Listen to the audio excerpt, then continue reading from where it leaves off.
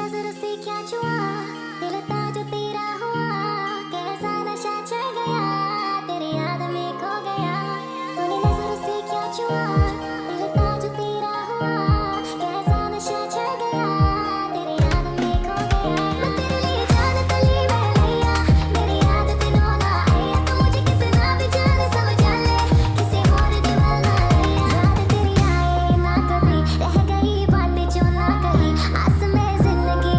Hello বন্ধুরা, আজ আমি তোমাদের জন্য একটি ফানি লাভ স্টোরি নিয়ে হাজির হয়েছি। আজ আমি এক্সপ্লেন করব মিস্টার কুইন ডামাটি।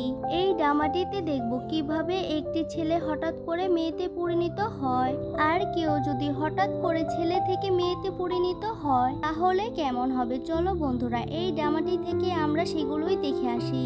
ড্রামাটির শুরুতেই আমরা বংকে দেখতে পাই, যে কিনা প্রধানমন্ত্রীর রাঁধুনি হিসেবে কাজ করত।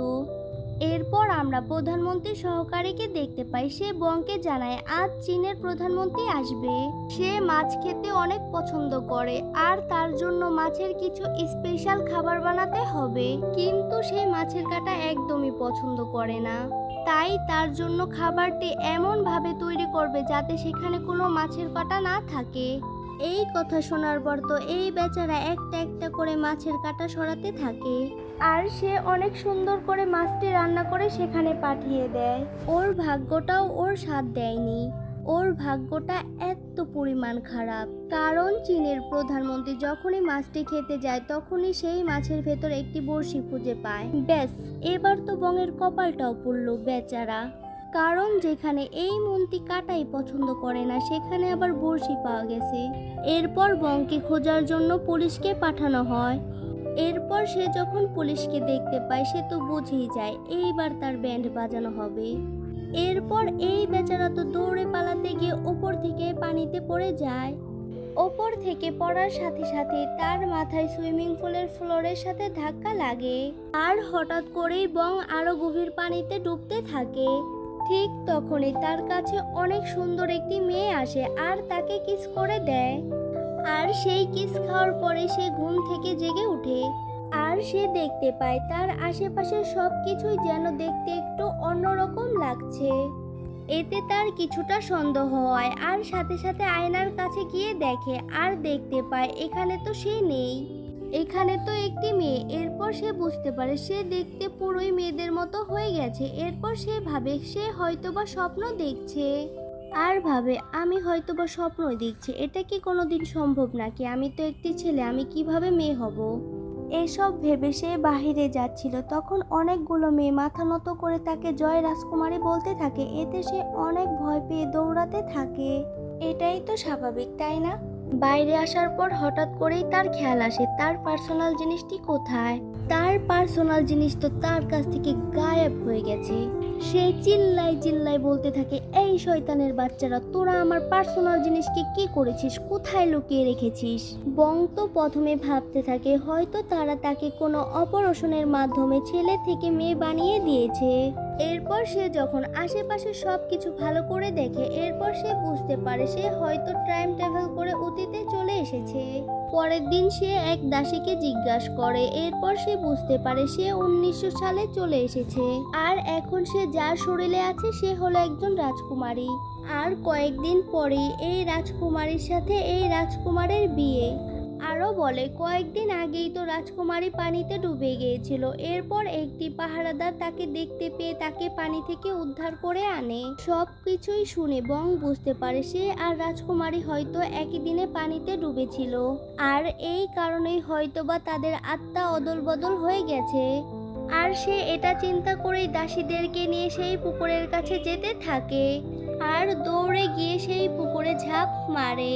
কিন্তু সেই পুকুরে তো কোনো পানিই ছিল না, সে তো ডাইরেক্ট গিয়ে কাদার মধ্যে পড়ে। আসলে এই পুকুরে রাজকুমারী ডুবে গিয়েছিল বলে এই পুকুরের সব পানি শুকিয়ে ফেলা হয়েছে। এইদিকে বং ভাবে তাকে যদি তার সময় ফিরে যেতে হয় তাহলে তাকে পানির মাধ্যমেই ফিরতে হবে। এজন্য সে যেখানেই পানি দেখতে পায় সেখানেই ডুব মারার চেষ্টা করে। এমনকি সে ছোট ছোট ঘর মোছার বালতিতেও ডুব মারার চেষ্টা করে। ভাই রে ভাই, এইটা কি, ওর পানি দেখলে ডুব মারাই লাগবে। কিন্তু এই বেচারা বংয়ের তো এতে কোনোই লাভ হয়নি। কিছুদিন পরেই তার বিয়ের দিন চলে আসতেছে, কিন্তু সে নিজে একজন ছেলে হয়ে কিভাবে আরেকটি ছেলেকে বিয়ে করবে এই ব্যাপারটা সে কিছুতেই মানতে পারছিল না। কি নোংরা একটি ব্যাপার, তাই না? সে তো আর গে নয়। যাই হোক, সে তো আর এই বাসা থেকে পালাতেও পারছে না, কারণ সে একজন রাজকুমারী, তাকে অনেক সিকিউরিটির মধ্যে থাকতে হয়। যাই হোক, এদিকে রাজকুমারীর বিয়ের দিন চলে আসে, কিন্তু রাজমহলের কোনো নিয়মই তার জানা ছিল না। তাই সে কোনো রকম ভাবে দাসীদের কাছ থেকে নিয়মগুলো জেনে বিয়েটি সম্পূর্ণ করে। কিন্তু বিয়েটি কোনো রকম ভাবে সম্পূর্ণ হলো। এখন তো তার মহাবিপদ। এখন তো শুরু হবে তার বাসর, আর রাজা তার কাছে আসতে থাকে। এটা দেখে তো ওর পেটের ভেতর গুড়গুড় করতে থাকে। এটাই তো স্বাভাবিক, কারণ তার সাথে একটি ছেলে বাসর করবে। তাই সে একটি আইডিয়া বের করে আর রাজাকে ভুলিয়ে ভালিয়ে অনেকগুলো মদ পান করায়। আর এতে তো রাজা মাতাল হয়ে ঘুমিয়ে পড়ে। আর রাজা ঘুমিয়ে পড়ার পর যেন বং জীবন ফিরে পায়। পরের দিন রাজকুমারীর দাসী তার জন্য খাবার নিয়ে আসে, আর সেই খাবার খেয়ে তো বংয়ের অবস্থা খারাপ হয়ে যায়। তাই বং রাজরাধুনীকে খবর পাঠায় তার জন্য যেন রামান নুডলস তৈরি করে দেয়। কিন্তু রাজরাধুনী তো সেই রকম কোনো খাবারের নামই জানতো না। কিন্তু এরপরও সে কোনো রকম ভাবে কিছু রান্না করে সেখানে পাঠিয়ে দেয়। সেই রাধুনী আরো কয়েকবার রান্না করে পাঠায়, কিন্তু বং কোনো না কোনো কমতি ধরে সেই রান্না আবার ফেরত পাঠিয়ে দিচ্ছিল। এতে রাধুনী অনেক বিরক্তি হয়ে যায় আর বলে, আমি আর রান্না করতে পারবো না। আর বলে, রানী যখন এত কিছুই জানে তাহলে সে নিজেই রান্না করে খাক। আর তোমরা সবাই ভালো করেই জানো, বং তো ছিল রাধুনী, তার এখনো সব রান্না ভালো করেই মনে ছিল। এরপর বং রান্নাঘরে এসে সে তো তার ক্যালমা দেখাতে শুরু করে, যেটা দেখে তো সবাই তার দিকে ঢ্যাপ ঢ্যাপ করে তাকিয়ে থাকে আর বলতে থাকে, রানী তো ছোট থেকে কোনোদিন রান্নাঘরেই আসেনি, সে আবার কখন এইসব শিখলো। আজ রানী নির্ঘাত সবজির পাশাপাশি তার আঙুলটাও কাটবে। কিন্তু বং তো খুব সুন্দর করেই সবজিগুলো কাটে আর রামান বানিয়ে ফেলে। এরপর সে রুমে গিয়ে শান্তি মতো খাবারগুলো খেতে থাকে। এইদিকে রাধুনীর তো রানীর এই রান্নার গুণ দেখে অনেক বেশি হিংসা হতে থাকে, আর সে সবাইকে বলতে শুরু করে, রান্নার টেকনিক জানলেই কি হবে নাকি রান্না সুস্বাদুও হতে হবে। আর এই কথা বলতে বলতেই সে সেখান থেকে পড়ে থাকা একটু খাবার মুখে দিয়ে দেখে। খাবারটি এত বেশি মজা ছিল যে তার হাত থেকে চামচটি মাটিতে পড়ে যায়। পরের সিনে বং একটি আইডিয়া বের করে, সে যদি রাজমহলের সবাইকে রান্না করে খাইয়ে মন জয় করে নিতে পারে তাহলে সে আবারও সেই পুকুরকে জল দিয়ে ভরিয়ে নিতে পারবে। এটা ভেবে সে মহারাজের মন খুশি করার জন্য সে রান্নাঘরে রান্না করার জন্য যায়। তাকে তো রান্নাঘরে দেখে রাধুনী মোটেও খুশি হয় না। সে ভাবতে থাকে, রানী এত মজা করে খাবার বানায়, তার হাতে বানানো খাবার খেয়ে যদি রাজা তাকে চাকরি থেকে বের করে দেয় তাহলে কি হবে। এটা ভাবতে থাকে, কিন্তু এতে বং অনেক বেশি রেগে যায় আর সে রাধুনীকে বলে, ঠিক আছে, আমাদের মধ্যে একটি কম্পিটিশন হয়ে যাক, কে ভালো রান্না করতে পারে সেটা দেখে নেওয়া যাবে। আর এই কথার সাথে সাথে রাধুনীও রাজি হয়ে যায়। ঘন্টা বাজার সাথে সাথেই তাদের মধ্যে রান্নার প্রতিযোগিতা শুরু হয়ে যায়। রাধুনী তো খুবই তাড়াতাড়ি সবজি কাটতে থাকে, কিন্তু বংয়ের টেকনিকের কাছে তো রাধুনী কিছুই ছিল না। আর সে রাধুনীর অনেক আগেই রান্না শেষ করে ফেলে, এতে করে সে জিতে যায়। কিন্তু তখনই রাধুনী বলে, শুধু রান্না আগে হলেই হবে নাকি, রান্নার তো স্বাদও হতে হবে। তাই সেখানে থাকা অন্য একটি রাধুনীকে দিয়ে তাদের দুজনের খাবারের স্বাদ চেক করায়। আর সেই রাধুনী খেয়ে বলে, রানীরটা বেশি মজা হয়েছে। এই কারণেই বং জিতে যায়। রান্নার প্রতিযোগিতায় জিতে যাওয়ার কারণে এখন রান্নাঘরে সবকিছুই বংয়ের হাতে। এইদিকে বং দেখে মহারানী কয়েকদিন ধরে খুবই বেছে বেছে খাবার খাচ্ছে, কারণ কয়েকদিন ধরেই মহারানীর দাঁতে ব্যথা। আর এই কারণেই বং সিদ্ধান্ত নেয় মহারানীর জন্য খুব নরম আর মজাদার খাবার তৈরি করবে।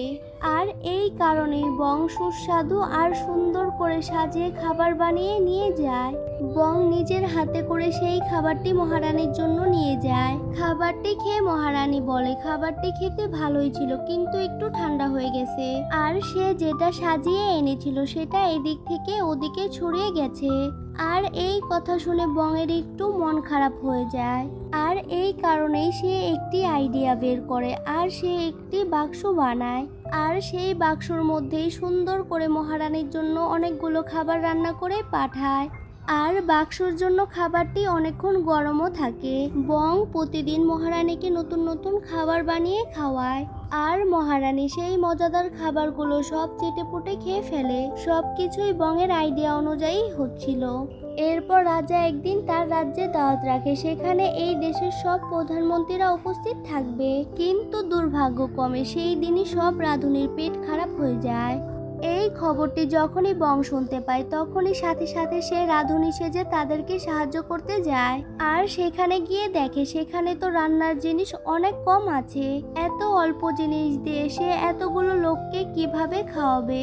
তখনই তার মাথায় একটি আইডিয়া আসে, আর সে ভাবে এখানের লোক তো কখনোই চিপস খায়নি, তাই সে আলু দিয়ে ছোট ছোট করে চিপস বানায়। এইদিকে অতিথিরা তো চিপস দেখে মোটেও খুশি হয় না। তারা তো ভেবেছিল রাজসভায় তারা রাজকীয় খাবার খাবে। যখনই তারা মুখে চিপসটি ঢোকায় তখনই তারা অনেক খুশি হয়ে যায়। এরপর বং যেই খাবারটি বানাবে সেটি নিয়ে অনেক টেনশনে ছিল, কারণ রান্নাঘরে কোনো মাংসই ছিল না। তাই সে বুদ্ধি করে রান্নাঘরে থাকা সবজি দিয়েই বার্গার বানিয়ে ফেলে। আর এটিও সব অতিথিরা অনেক মজা করে খেয়ে নেয়। আর এইবার পালা তাদেরকে মিষ্টিমুখ করানোর। বং জেলি জাতীয় একটি আইসক্রিম বানায়, আর সেই কাঠিতে লিখে দেয় এই আইসক্রিমটি যে খাবে সে তার ভবিষ্যৎ জানতে পারবে। আর অতিথিরা নিজের ভবিষ্যৎ জানার জন্য সেই জেলিটিও তাড়াতাড়ি করে খেয়ে নেয়। আর এখানে বং তো বুদ্ধি দিয়ে রাজার নেমন্তন্নটি নষ্ট হওয়ার হাত থেকে বাঁচিয়ে নেয়। তাই রানী তো তার এই সব গুণ দেখে অনেক খুশি হয়ে যায়। তাই সে বংয়ের কাছে যায় আর তাকে উপহার হিসাবে কিছু চাইতে বলে। তখনই বং তাকে বলে সে চায় পুকুরটি আবারও জল দিয়ে ভরে দিতে। এতেও মহারানী রাজি হয়ে যায়, আর সে তার সব চাকরদের বলে সেই পুকুরটিকে আবারও জল দিয়ে ভরে দিতে। যেহেতু তখন কোনো মেশিন ছিল না, তাই সব চাকররা বালতি করে পানি এনে সেখানে ফেলতে থাকে।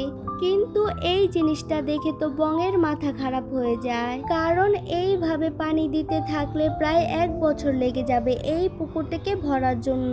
তাই সে একটি আইডিয়া বের করে আর সব চাকরদের এক জায়গায় দাঁড়িয়ে থাকতে বলে, আর শুধুমাত্র বালতিগুলোই একে অপরকে দিতে বলে। আর এভাবে করেই কয়েকদিন ধরেই পুকুরে জল দিতে থাকে। এভাবে করেই পুকুরে একটুখানি জল ভরে, এতে তো কিছুই হবে না। এতে বং অপেক্ষা করতে করতে অনেক বেশি বিরক্তি হয়ে গেছে। আর একদিন হঠাৎ করেই বৃষ্টি শুরু হয়ে যায়, আর এটা দেখে বং অনেক খুশি হয়ে যায়। আর সবার সামনেই খুশিতে আনন্দের ঠেলায় পাগলের মতো করে নাচতে থাকে। কয়েক ঘন্টার মধ্যে বৃষ্টির জলে সেই পুকুরটি ভরে যায়। এরপর বং সেই পুকুরের কাছে যায় আর একটি পাথরের ওপর তার নাম লেখে, আর সেই পুকুরেই ঝাঁপ দিয়ে দেয়। এরপর ড্রামার প্রথম সিনের মতোই বং খালি পানির নিচে ডুবতে থাকে।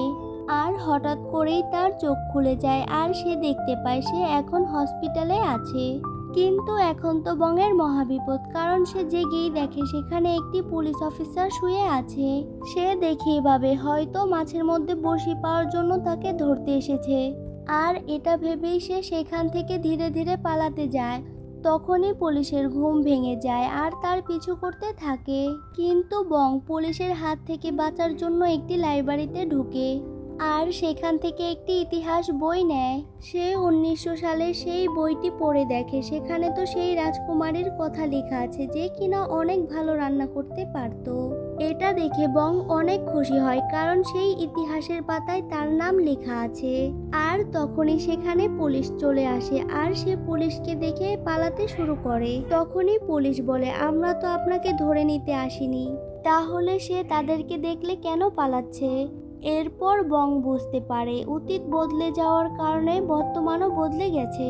পুলিশ বলে আমরা তো শুধু আপনাকে নিরাপত্তাই দিতে এসেছি, কারণ বং তো একটি গোয়েন্দা হয়ে কাজ করে। আর সে একটি দুর্নীতিগ্রস্ত নেতাকে ধরিয়ে দিয়েছে। আর এরপর বং সব ঘটনা কম্পিউটারে চেক করে আর দেখে পুলিশ যা বলছে সবই ঠিক। এরপর বং রাস্তার ধারে দাঁড়িয়ে ভাবছিল একটুখানি অতীত বদলানোর জন্য ভবিষ্যৎ কতটা বদলাতে পারে। আর এই সিনের মাধ্যমে মুভিটি এখানেই শেষ হয়ে যায়। বন্ধুরা, মুভিটি যদি তোমাদের ভালো লেগে থাকে তাহলে অবশ্যই একটি লাইক ও সাবস্ক্রাইব করতে ভুলবে না।